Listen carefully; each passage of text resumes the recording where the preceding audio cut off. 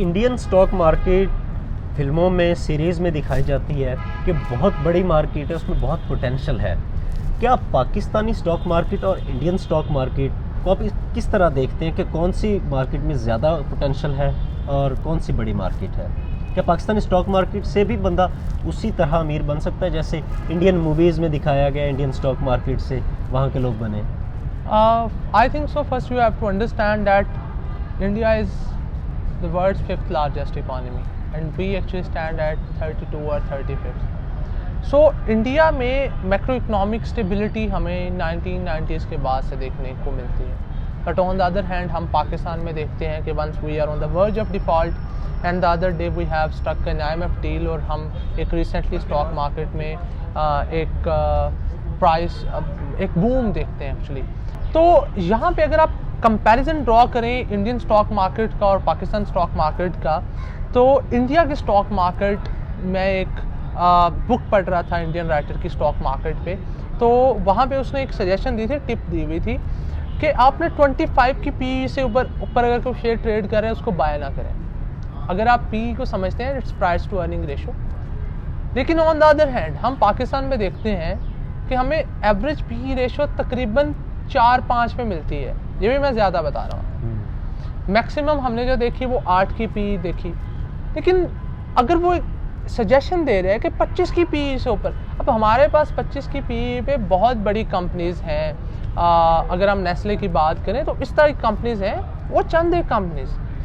तो अगर आप कंपैरिजन ड्रॉ करें ना स्टॉक्स की प्राइसेस का, तो मेरे ख्याल से जब पाकिस्तान स्टॉक मार्केट दुनिया की वर्स्ट परफॉर्मर रही है IMF की डील से पहले, when we are on the verge of default, और हमारा कंपैरिजन श्रीलंका से भी किया जा रहा था, तो एक्चुअली तब it was a best market to buy shares and within a month we became the best performers.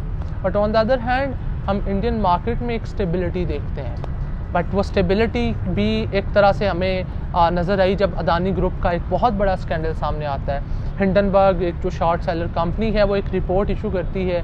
उसके बाद हम देखते हैं कि जो इंस्टीट्यूशनल इन्वेस्टमेंट थी, जो गुजरात के मोदी की नेक्सस था with the great businessman like Adani, तो वो हमें लगता है कि कहीं ना कहीं इंडियन स्टॉक मार्केट में एक सॉफ्ट इमेज जो आप कंट्री का बिल्ड करते हैं, like we are a rapidly growing economy, वहाँ पे आप गुर्बत, जहाँ पे अगर G20 हो रहा है तो आप जो गरीब इलाके हैं उनके सामने आप शेड्स इस तरह लगा देते हैं कि वो नज़र ही नहीं आते. तो आप इंडिया ने एक अपना सॉफ्ट इमेज भी इस तरह बिल्डअप किया. बट वी हैव सीन कि वहाँ पे जो एक ह्यूमन कैपिटल है, जहाँ पे इंटेलेक्चुअल कैपिटल है, that actually help shape India a soft image. और हम देखते हैं कि वहाँ पे इन्वेस्टर, इंटरनेशनल इन्वेस्टर 1990s के बाद, मनमोहनियन रिफॉर्म्स के बाद बहुत से इन्वेस्टर वहाँ पे फ्लॉक करते हैं, international investor. But on the other hand अगर हम पाकिस्तान में FDI की बात करें स्टॉक मार्केट में पर्टिकुलरली, तो हमें कहीं वो नॉन एग्जिस्टेंट नज़र आती है. तो यहाँ पे अगर हम कंपैरिजन ड्रॉ करना चाहें तो आई थिंक सो वो बहुत गलत होगा, वो बहुत मिसलीडिंग होगा.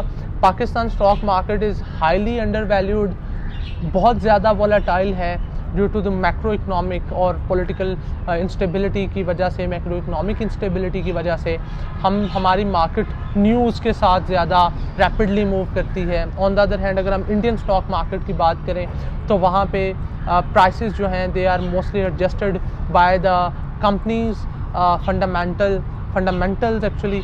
तो या the market is very much huge, our market is very much small, under valued.